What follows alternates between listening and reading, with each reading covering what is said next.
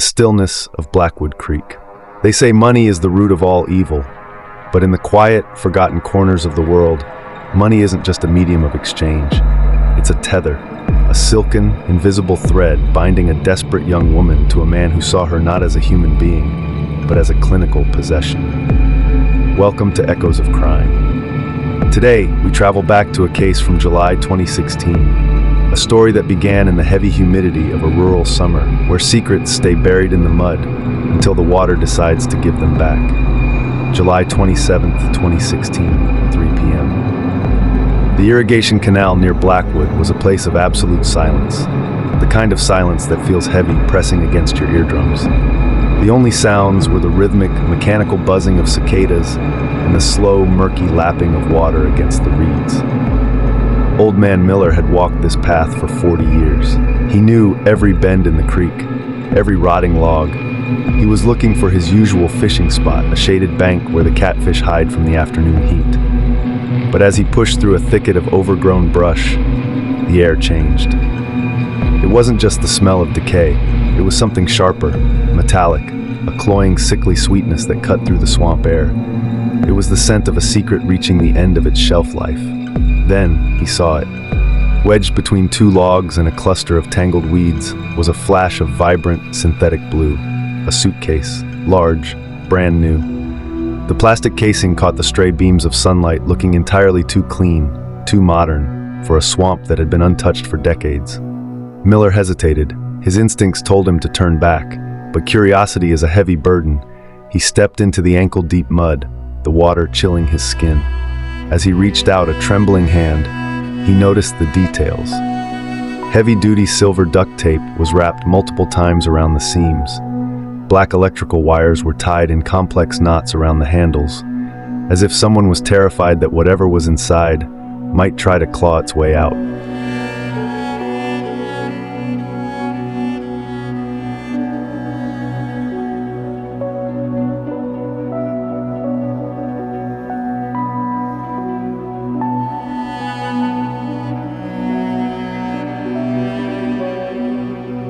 The unraveling Miller took a rusted pocket knife from his belt. The sound of the plastic tearing was like a scream in the afternoon silence.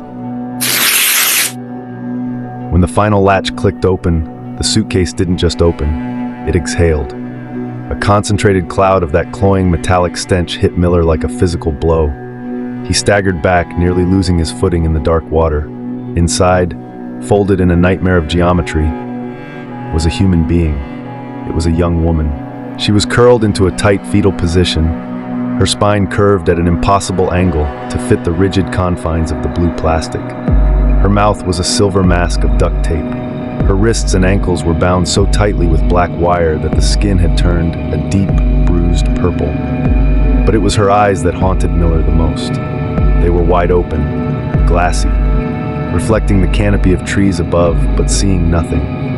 The local police arrived within 20 minutes. The silence of the creek was shattered by the rhythmic pulsing of red and blue lights, casting eerie shadows against the old wooden barn nearby. Detective Sarah Vance was the first on the scene.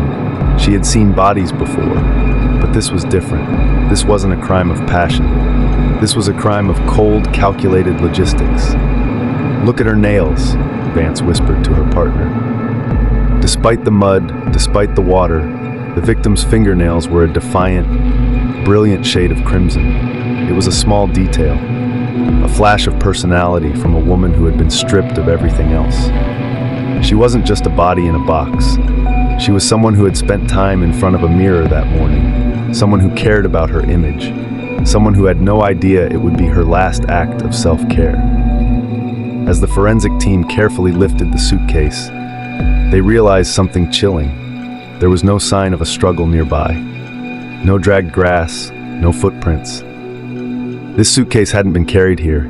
It had been dropped, tossed from the bridge upstream, left to drift until it snagged on the logs, waiting for Old Man Miller to find the truth.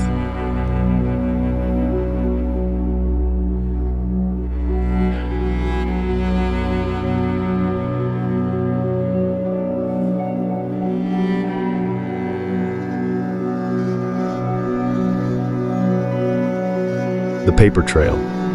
The autopsy at the county morgue confirmed the detective's darkest fears. The victim didn't die from the knife wounds. Those shallow cuts were a cruel form of torture, meant to terrify, not to kill.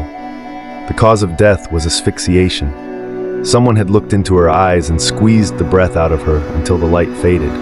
But who was she? In the system, she was a ghost. No fingerprints on file, no missing person reports that matched her description. The breakthrough didn't happen in the lab. It happened 1,000 yards downstream from the bridge. A black trash bag snagged in the brambles. Inside, a blood-stained jacket and a small laminated card. A membership for Azure Boutique. Her name was Maya, 28 years old, a talented hairstylist known for her vibrant personality and her signature blue hair streaks. But when Detective Vance visited the salon where Maya worked, she found something unsettling. Maya had been missing for 3 days, and no one had called the police. Her coworkers assumed she was just busy. Her boss thought she had finally quit. It was as if Maya had lived her life on an island, surrounded by people, yet completely alone. She changed lately, one coworker whispered. She started wearing designer labels. She moved into a private apartment. She stopped talking about her old life. Then there was the ex-boyfriend, Ethan. He was the easy suspect, the jealous, heartbroken shadow who couldn't accept that Maya had moved on. When Vance sat across from him in the interrogation room, he looked like a man haunted by a ghost. She wasn't herself anymore, Ethan sobbed. I followed her once. She was meeting someone older, someone with money. After that, she blocked my number. She told me I was part of a past she wanted to burn down. Ethan had the motive, he had the obsession, but he had something else, a rock-solid alibi. On the night Maya was murdered, Ethan was 200 miles away, captured on a dozen security cameras at a corporate retreat. The shadow was innocent. The real monster was still out there, blending into the background.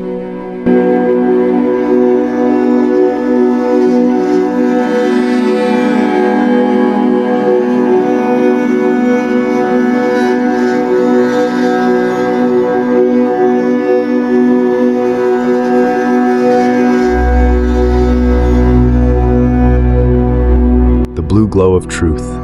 The police followed the only trail that never lies, the money.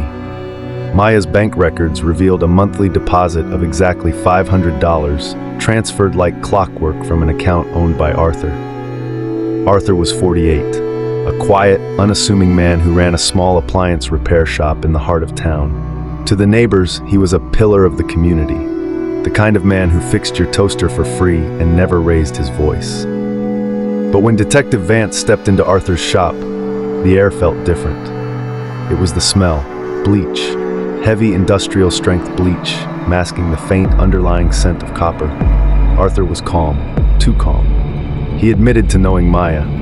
He called the monthly payments charity, a loan for a young woman trying to find her way. He claimed he hadn't seen her in weeks. But security cameras from the gas station across the street told a different story. They showed Maya walking into Arthur's shop on the evening of July 24th. The footage flickered, the shadows grew long, but one thing was certain, Maya never walked out. Vance obtained a search warrant.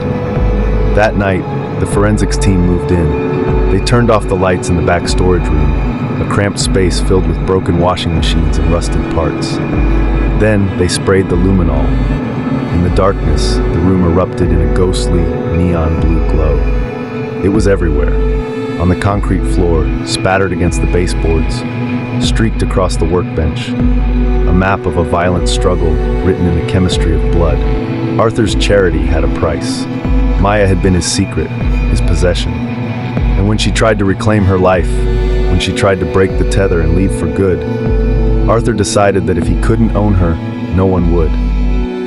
He had folded her into that suitcase, the same blue as her hair streaks, and waited for the darkness to hide his work. He thought the water would wash away his sins. He was wrong. Today, Arthur sits in a cell, a man who traded his soul for control. And in Blackwood Creek, the water still flows quiet and deep. But the locals don't fish there anymore. They know that sometimes the ripples in the water are just echoes of a crime that refuses to stay buried. I'm Echoes of Crime. If you want to dive deeper into the darkness, hit that subscribe button. And remember, The most dangerous monsters aren't the ones under your bed. They're the ones fixing your appliances with a smile. Good night.